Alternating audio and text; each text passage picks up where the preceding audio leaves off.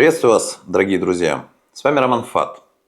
Сегодня мы затронем тему, которая может показаться мрачной, но она крайне важна для тех, кто сталкивается с необъяснимыми проблемами и начинает подозревать, что дело может быть не просто в течение обстоятельств. Мы поговорим о черной магии, о том, как она работает, какие последствия несет и, самое главное, как вы можете распознать ее признаки и уберечь себя и своих близких от возможной беды. Многие люди не верят в существование темных сил или считают, что это пережиток давних суеверий. Но порой жизнь преподносит ситуации, которые невозможно объяснить только нашей логикой. Именно тогда и стоит задуматься, а нет ли в этом доли магического воздействия. Прежде всего, давайте уточним. Я рассказываю о магии с точки зрения человека, который не раз сталкивался с темной энергетикой, вибрациями и определенными обрядами и практиками. Моя задача дать вам как можно более понятную информацию и уберечь от ошибок и паники. Вы сами решаете, во что верить. Но надеюсь, что этот разговор окажется для вас полезным и, возможно, даже спасительным. Итак, давайте начнем. Во-первых, в любом учении, даже если мы говорим о религиях или философских школах, всегда есть две противоположные силы – созидание и разрушение, свет и тьма, добро и зло. Магия не исключение. Существует магия света, которую принято называть белой. Она исходит из самых чистых намерений человека. Ее цель – помочь, исцелить, защитить, восстановить нарушенный баланс. Представьте себе целителя, который берет на себя задачу унять боль, снять проклятие, установить гармонию в семье. Это и есть белая магия. Она не нарушает вашу свободу воли и не пытается овладеть вами. Ее задача – это некое сотрудничество с высшими силами и помощь человеку в сложной ситуации. Будь то вопрос здоровья, поиска призвания или защиты от негатива. Типичными примерами белой магии можно считать, к примеру, молитвенную практику в разных традициях, обряды очищения или заговоры на воду для улучшения состояния, но и также защитные амулеты, заряженные позитивной энергетикой. Черная магия – это уже магия разрушения. Ее используют те, кто желают кому-то зла, желают заполучить власть или ресурсы, не считаясь чужой волей и правом на свободу. Одним словом, это воздействие направлено против других людей или даже целых групп людей для достижения личных корыстных целей. Заказчики такой мести могут желать мести, разлучить пару, добиться любви против ее естественного течения, забрать чьи-то деньги, здоровье или удачу. Принцип прост. Если с белой магией человек стремится к гармонии и балансу, то с черной магией он старается нарушить этот баланс, чтобы получить выгоду за чужой счет. Очень часто черная магия происходит из зависти, обиды или стремления к власти. Многие считают, что тем, кто практикует черную магию, все сходит с рук. Однако это не так. Закон бумеранга еще никто не отменял. Любая негативная энергия, выпущенная в мир, вернется к тому, кто ее сгенерировал. Причем зачастую еще в более сильной форме. Да, иногда проходит время, прежде чем зло настигает своего создателя. Это может быть и год, и 10 лет. И даже это может перейти по роду как семейная карма. Но расплата, как правило, неизбежна. И порой она приходит тогда, когда человек уже и забыл о своем злодеянии, отчего удар оказывается еще болезненнее. Но кому же приходит в голову заказывать черную магию? Зачастую это люди, не способные справиться со своими эмоциями, не умеющие строить личные границы и общаться с окружающими. Они полны зависти, гнева и жажды власти. Вместо того, чтобы работать над собой, они ищут легкий путь. Нанять мага или колдуна, чтобы тот за определенную плату совершил ритуал. Могут ли эти ритуалы действительно сработать?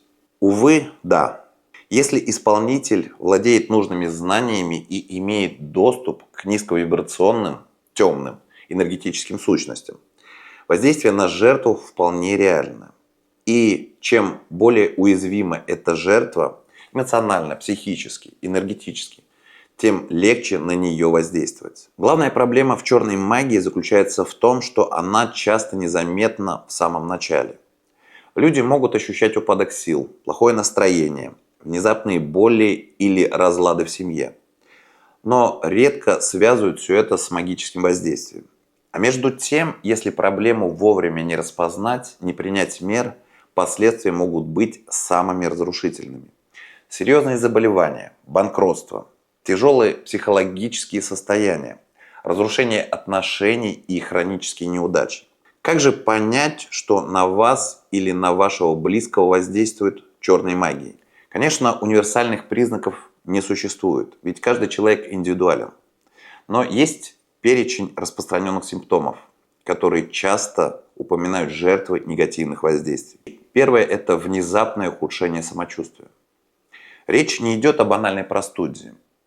Речь идет о резком упадке сил, когда тело словно отказывается работать. Анализы могут быть в норме, а врачи могут пожимать плечами и утверждать, что человек здоров. Но вы чувствуете, что все не так, как должно быть. Второе – это необъяснимая тревога или страх. Проявляется постоянно чувство, что за вами кто-то наблюдает. Или что-то вот-вот случится, что-то очень плохое. Особенно если подобного раньше не было. Расстройство сна, кошмары – это тоже один из признаков. Частые или даже ежедневные плохие сны, пробуждение в холодном поту, чувство, что вас душит или тянет какая-то темная сила. Утром у вас нет ощущения отдыха, и вы чувствуете себя изнеможденным. Резкие перепады настроения. Вы можете внезапно впадать в агрессию, плакать без видимой причины, чувствовать неприязнь к любимым прежде занятиям или к близким людям. Неудача и потеря контроля в делах. Срываются важные проекты, появляются огромные долги, пропадают клиенты, начинаются проблемы на работе. Все это цепочкой одно за другим. Если раньше вы успешно справлялись с трудностями, а теперь буквально все валится из рук, это серьезный повод задуматься. Проблемы в личных отношениях, внезапные конфликты с любимым человеком, упреки, ревность, непонимание. Порой бывает, что пара, которая годами жила в любви и согласии, вдруг начинает скандалить на пустом месте. Еще один признак – это странные находки. При практиках черной магии иногда используют подклад. Предмет, в который запечатан негатив. Иглы, кости, перья, нитки, какие-то странные свертки. Если вы обнаружили в доме или около порога непонятные атрибуты, которых там быть не должно, это тоже тревожный звоночек. Постоянные поломки техники или вещей. Разумеется, любая техника изнашивается. Но если все вокруг одновременно ломается, перестает работать, самопроизвольно выключается, стоит обратить внимание. Чувство тяжести в помещении – это тоже один из признаков. Если в квартире вдруг становится некомфортно, особенно в темное время суток, люди жалуются на головную боль, беспричинный упадок сил, острое желание сбежать из комнаты. Еще один признак – это ненастное внутреннее ощущение. Самое простое – ваша интуиция. Если вы чувствуете необъяснимую мрачную атмосферу вокруг себя, постоянное давление, то не отмахивайтесь от этого. Если вы насчитали у себя хотя бы 2-3 из перечисленных признаков, не впадайте сразу в панику. Сначала убедитесь, что все в порядке со здоровьем. Иногда причина банальна – переутомление, стресс, отсутствие витаминов. Однако, если проблемы затягиваются и явно выбиваются из привычных рамок, стоит задуматься о защите. Ведь лучше перестраховаться и уделить внимание своей энергетической безопасности, чем пропустить момент, когда неприятности можно было остановить. Как защитить себя от черной магии? Существует множество методов и способов. Часть из них пришла из народных верований, часть из эзотерических учений. Я расскажу о техниках и шагах, которые не навредят ни вам, ни окружающим, и при этом могут помочь как с позиции магии, так и с точки зрения психологии. Первое. Укрепляйте свою энергетическую структуру. Это как иммунитет. Чем вы сильнее и уравновешеннее, тем сложнее на вас воздействовать. Занимайтесь практиками, которые повышают ваши вибрации. Медитация, йога, дыхательные упражнения, молитвы в любой религиозной традиции, которая вам близка. Помните, что вне зависимости от религии вы можете обращаться к высшим силам с просьбой о защите. Второе – это наведите порядок в жизни. Стресс, беспорядок, хаос, незаконченные гештальты – все это делает ваши энергетические ворота открытыми для негативных влияний. По возможности старайтесь решать конфликты, не держать обид, рассчитываться с долгами, не откладывать важные дела на потом. Когда вы живете осознанно, вы сами выстраиваете барьер против вторжений. Также я рекомендую создать вам в доме атмосферу защиты. Это могут быть очищающие обряды, окуривание помещения травами, допустим, полынью или шалфеем, проветривание, звуковая очистка, колокольчиками, ну или, допустим, музыкой. Расположите в доме предметы, которые вам дороги, вызывают приятные эмоции. Семейные фото, талисманы, живые цветы. Теплая и добрая энергетика вашего дома будет отталкивать негатив. Также используйте защитные обереги. Для кого-то это нательный крест, если вы верите в христианскую традицию. Для кого-то это амулет, заговоренная нить на запястье или другой символ вашей веры. Главное, чтобы вы относились к нему не как к бездушной побрякушке, а действительно заряжали его своей верой на защиту. Также контролируйте круг общения. Чаще всего негатив приходит от тех, кто имеет к нам доступ. Друзья, коллеги, родственники.